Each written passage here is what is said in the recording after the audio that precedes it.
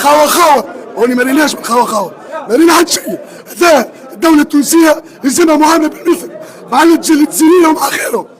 اما خاوة لا كاين خاوة لا كاين شيء، تكون المعامله بالمثل لا اكثر لا اقل. في سي حاجه علاه يا اخي يهود مانيش يراو فينا اسرائيل يا اخي، مانيش يراو فينا اسرائيل حسب الله ونعم. راهم ضرونا تضربنا بالغاز وتحلفوا فينا، دخلوا الجوالات حطوا في البوب سي بنسان على الاخر اللي قاعد يصير وضربوا الجوالات. لو كان الامر بيدي لاوقفت البطوله الجزائريه، حبس جدوى ايجدي معها كامل، حبسها فساد، المناصرين في بعضهم، فلان يقتل في المدرجات، فلان كذا ما كانش ثقافه نتاع المناصره وثقافه نتاع تيبورتي فريقك. فما لاعب جزائري لعب في البطوله التونسيه راه منا كان الخير، قال لي كلمه بعد الماتش بصراحه بردني، قال لي راهو كوتش ديزولي اللي صار اليوم يلزمنا نربحوا، سينو ماناش باش نخرجوا من التيران. ما انا ما نتصورش كيب اخرى اليوم مش تربح زايد باش نحكيو على الكوره وما نعرفش شنيا. اخوتي اليوم شحال 3 موت اخوتي، 3 موت. دوك يحن بابك ورانا راه حرب هذا ولا وشنو؟ هذاك دوك ولادك كي تسمع راح يلعب ماتش شغل دير في بالك شغل راح الحرب. هذاك شحال عندي ما عشت واش عشت اليوم من يامات الجهل تاع 2008 تاع 2010 في 5 جويي. من هذوك العوام ما زدتش عشت واش عشت اليوم. هدفكم ليس خدمة الجزائر، بل هدفكم خدمة مصلحتكم الشخصية. لذلك نتمنى فقط منكم أنكم تخطونا، لأنه قد عانينا كثيرا معكم. أنا من الأوائل الذي يطمح الآن لكي يكون هناك صراع أجيال، لكي نقضي على مصطلح الكهولية الذي قد أغرق حياتنا بكل ما تحمله الكلمة من معنى. أخي لهذه الدرجة صارت الأرواح ليست لها أي قيمة في الملاعب الجزائرية. بسبب ماذا؟ بسبب قرارات الكهولية. في البريمي ميدون داخلين الحجة ملابس ما يقارب 10 من الناس خويا يزدرموا على الجوارات ولا ضرب بونيا وكف وحاجات لها علاقه بالكره. هذا وفي بريمي ميطون. ايش نقول لك؟ نحن عملنا معاهم الخير وعملنا معاهم الباهي، هما تشوف كيفاش رجعونا عباد محصوره عباد عباد اما خاوة لا كاين شيء، تكون المعامله بالمثل لا اكثر لا اقل. في سي حاجه خويا عملنا معاكم الخير، دخلتوا ترشقتوا فلاماتكم، احنا دخلنا للصال لا خلونا نترشقوا الفلامات، لا خلونا نتكيفوا الدخان، لا خلونا نشربوا الماء، كل شيء نحاول. علاه يا اخي يهود مانيش يراو فينا اسرائيل يا اخي، مانيش يراو فينا اسرائيل حسب الله ونعم الوكيل. شو صار؟ درت القلق بدا من قبل؟ يقلقوا مش كل جمهور الاتحاد يقلقوا في جمهور الاتحاد والهيئه المديره والملاعبيه، كل نقلقوا بين الميتون والميتون. ضربوا جوارات، ضربوا الهيئه المديره، ضربوا جمهور من فوق في الجزائر، الامن معاهم، السفاره معاهم، الدوله معاهم، الكل معاهم. شكون معانا؟ احنا معانا كان ربي، خلينا معانا ربي. غاز الماتش بس يلعب، وغاز في ليموجين مش من طرف الامن، من طرف الجماهير المولديه، مش من طرف الامن. معناها هذا ميساج، تطلعوا الفيديوهات وكل شيء بالبريف تشوفوا. معناها هذا ميساج لدولتنا، الدوله التونسيه، هذا ميساج لها. راهو احنا كي جينا ضيف نحطوه في غروسنا، احنا في رادس فلاماتهم دخلت في شنالو بتابيروش. خاوة هوني ما ريناش من خاوة ما رينا حد شيء. هذا الدوله التونسيه يلزمها معامله بالمثل مع الجزائريين ومع غيرهم. راحنا ما بيش كلام شو حاجه بالصمت. راحنا شو العباد كل هنا بتروح غاز شو هذا شو الدرك معاهم الشرطه معاهم كليته معاهم. معلم حسبي الله ونعم الوكيل. راهو صار برشا كوارث، راهم ضرونا تضربنا بالغاز وتحلفوا فينا، دخلوا الجوالات حطوا في البوب سي بنسان على الاخر اللي قاعد يصير وضربوا الجوالات. يلزم ملعب عمار علي لابوانت اليوم شفتوا واش صرا فيه، كارثه ما بعدها كارثه. لو كان الامر بيدي لاوقفت البطوله الجزائريه، حبس جدوى ايجدي معها كامل، حبسها فساد، المناصرين في بعضهم، فلان يقتل في المدرجات، فلان كذا ما كانش ثقافه نتاع المناصره وثقافه نتاع تيبورتي فريقك وكذا. واش هذه الفوضى؟ هذا الملعب اللي دشينا اليوم نورمالمون شفتوا واش صرا فيه، او كارثه، النار شعلت فيه، فسدوه كسروه. واش كاين من اجل مباراه كره القدم اي يحدث هذا؟ كيفاش راح يكون التغيير يبدا من الفرد. ربي سبحانه يقول لك ان الله لا يغير ما بقوم حتى يغيروا ما بانفسهم. تروح تتفرج مباراه الحرب نايضه، المناصرين في بعضهم، اذا ما تضربوش المناصرين اللي في ميدان ستاد وكذا، علاش؟ من اجل مباراه في كره القدم، من اجل جلد منفوخ. اي كارثه ما بعدها كارثه. رانا في امه الاسلام، ماناش كفار، رانا مسلمين نورمال، وهذه الامور ما تكونش والله العظيم غير يا اسفه صراحه. كارثه وخلاص خوتنا. واش صار اليوم في دويره خوتنا؟ داروا لنا سطاد هذا اليوم، بنا باللي قلنا فرحنا حاجه مليحه كي داروا لنا سطاد، الناس تجي تشوف هنايا لي ماتش لاز تجيب ولادهم يروحوا اون فامي، يحب يشوف هو وخوه هو وصاحبه، حاجه مليحه. ايماجيني انتوا اخوتي اليوم شحال 3 موت اخوتي، 3 موت. انتو كي حنبابك ورانا راه حرب هذا ولا وشنو؟ هذاك دوك ولادك كي تسمع راح يلعب ماتش شغل دير في بالك شغل راح الحرب هنايا. 3 موتى لي بليسور بلا حساب، طالعه لامبيلونس موليه رايحه موليه. علاه يا خوتنا راكو تروحوا تشوفوا ماتش تعيشوا في لاغريسيون، اللي سرقوا له تليفون سرقوا له، اللي ضربوه بموس ضربوه. علاه يا خوتنا يا خو؟ واش ما فهمتش انا؟ لاكو تروحوا تشوفوا، لاكو رايحين تشوفوا لي ماتش ولا راكم سبيسيال بيناتكم حسايف راكو تروحوا تضربوا وتسرقوا وتقتلوا؟ علاه يا خوتنا؟ والله غير كارثه. هذاك باللي حنا من الاخر حنا ما راناش تاع سطاد ولا تاع الاخر، نورمالمون هذا سطاد هذا البالون ديما ينحيوه كاع يتيك من الجزائر. هذا نديروا لنا ريكبي ولا يديروا لنا ما باش واش يديروا لنا كره سله ولا شو واش يديروا، ولا ربي يهدينا ويهديكم. مباشره من ملعب دويره بعد نهايه المباراه راح نهضر هذه الهضره. ما تجوزوناش كاع كعب هكذا، ما تسيش كاع تقنعني باللي واش صرا اليوم حاجه عفويه ولا خروج عن السيطره ولا هذه كاع اللغه الخشبيه تاع صحافه ETFC. هكذا واش صرا اليوم من اعتداء وحشي على الانصار ودخول وتنظيم كارثي مخطط له من قبل. فهمت سي محمد عميد الانديه؟ الصاد هذا ماشي غير مولوديه كانت تسنى فيه، الجزائر كاع تسنى فيه.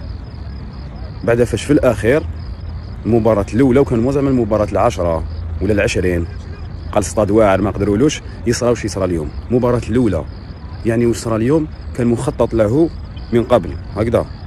لذلك الصاد هذا راكم تشوفوا فيه وراكم تضربوا كاع باش تشحموا فيه، ديروه اتزانه. كلمه مني كمناصر للمولوديه، ديروه اتزانه هكذا. عباك شحال عندي ما عشت واش عشت اليوم من يامات الجهل، يامات الجهل تاع 2008 تاع 2010 في 5 جويي. من هذوك العوام ما زدتش عشت واش عشت اليوم. كارثه كارثه. لذلك الصاد هذا راهو ليكم ديروه اتزانه هكذا. وبالنسبه للاداره تاع مولوديه عندنا اداره جوكي اللي يجي يركبها. إلى متى؟ مجرد سؤال فقط يطرح. إلى متى؟ إلى متى تبقى هذه المعاناة لدى المناصر الجزائري؟ حسب آخر الأخبار المناصر الوفي للمولودية وليد حي يرزق الحمد لله، حسب آخر الأخبار التي وصلتني. لكن إلى متى كل هذه التصرفات؟ إلى متى العقلية الكهولية تسيطر على حياتنا؟ أتحدث عن الفراغات الموجودة في الملعب، وأتحدث عن طرق التسيير الكارثية، أتحدث عن الكهل الذي اتخذ قرارا وأعطى الأمر وأعطى المخطط كاملا بتلك الفراغات لملعب علي عمار. وأيضا أتحدث عن الكهل الذي يسير وعن المجموعة الكهولية التي تسير. إذا هدفكم الأموال فهناك العديد من الشركات الخاصة التي بإمكانها أن تسير العديد من الملاعب، أتحدث عن شركات خاصة أوروبية. أما أنتم فأجرتكم الشهرية تبقى مضمونة، لأن هدفكم ليس خدمة الجزائر بل هدفكم خدمة مصلحتكم الشخصية. لذلك نتمنى فقط منكم أنكم تخطونا، لأنه قد عانينا وعانينا كثيرا معكم. أنا من الأوائل الذي يطمح الآن لكي يكون هناك صراع أجيال، لكي نقضي على مصطلح الكهولية الذي قد أغرق حياتنا بكل ما تحمله الكلمة من معنى. من حقنا أن نطمح يا أخي، من حقنا أن نعيش يا أخي. لهذه الدرجة صارت الأرواح ليست لها أي قيمة في الملاعب الجزائرية بسبب ماذا؟ بسبب قرارات الكهولية. ما قلناش ديروا لنا مباراة في المستوى النقل التلفزي لأننا نعلم بأن العقلية الكهولية تسيطر. ما قلناش بأننا يمكن أن نعيش في إسبانيا وفي البرنابيو، ولكن على الأقل يجب على المرء أن يحافظ على كرامته لأنه ذاهب إلى الملعب ومش ذاهب إلى حرب. لهذه الدرجة صارت ربما صار المناصرين الشباب ليست لديهم أي قيمة لدى هؤلاء الكهول بين قوسين الذين يسيرون. كارثة والله كارثة. إذا نهاية مباراة المولودية والمنستير، الشيء المؤسف أنه تدشين الملعب لم يكن كما كان يتوقع الكثيرون. الاستفزاز لا أعلم من أين كان ولا أعلم ما سبب ما جرى في الملعب، والأمور لا تزال تحدث حاليا بعد اتصال من بعض الأنصار. أمور للأسف الشديد لا تشرف، يمكن أن نسميها استفزاز لأحسن جمهور الموسم الماضي، جمهور المولودية. نتمنى فقط أنه الكاف لا تعمل من هذه القضية قضية أكبر، لأنها تعتبر بحد ذاتها قضية. هذه من ناحية أولى. من ناحية ثانية نتمنى أيضا من الناس والمسيرين وأفراد الأمن أنهم يعرفون كيف يتعاملون مع مثل هذه الأمور، لأنه رؤيتنا للغاز والمسيل للدموع في وسط الميدان أيضا يمكن أن نراها بمنظورين وليس بمنظور واحد. لذلك يجب أن نوقف هذه التجاوزات للأسف. ماتش بارفي اوكي. بتاتر ترجع لليميناسيون، ولكن الحقيقه الاولاد في الاستوديو الناس الكل اجمعت ان الاتحاد المنستيري قدم مباراه كبيره برشا. الحمد لله بصراحه ما نجمش نحكي على ماتش كوره اليوم اللي صار. نحكي لك من اللي جينا الجزائر البلد الشقيق جارنا، معناها تصور نهارين نمشيو نتدربوا في تيران ما يصلح لحد شيء الا ما يصلح، ماهوش تيران تاع كوره. فهمت؟ النهار الاول ميسال قلنا وعدونا باش نتريناو في التيران اللي مش نلعبوا فيه، اخر لحظه قال لك ما فماش تيران اخر، فما تيران تابي ساعه بعيد. الظروف هذه تغلبنا عليها في النهارين هذوما. اليوم ما رانا اليوم معناها تصور نخرجوا من الاوتيل 6 غير درجين بريفيو باش نخلطوا 36 نوصلوا هنا، معناها 15 مينوت وصلنا 7 و4 دقائق، معناها بريسك 55 دقيقه قبل ما يبدا الماتش. نورمالمون تخلط ساعه و45 دقيقه تدخل التيران تفقد البيلوز تاخذ تعمل لي شوفمون في عقلك.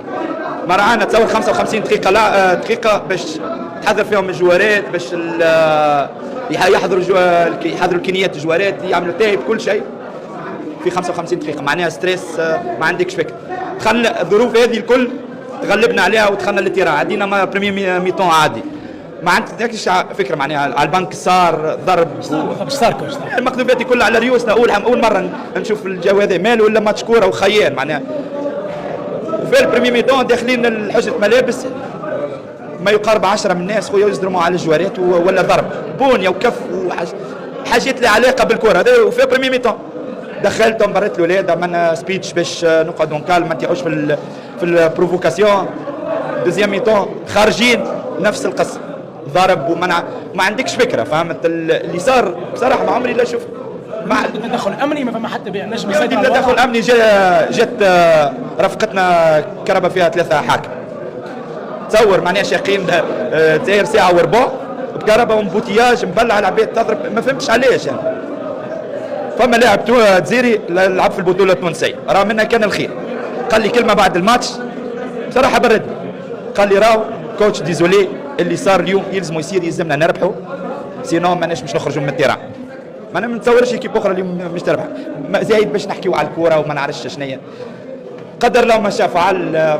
غايبتني اليوم الاتحاد المنستيري فريق محترم الحمد لله. نقول لك خسرنا ماتش ربحنا جروب اهم من هذا. شوف وضع صعيب ويعلم به ربنا في مسدين، ما نحبش نتكلم لكن معناها ضيقه ماليه هذا الكل.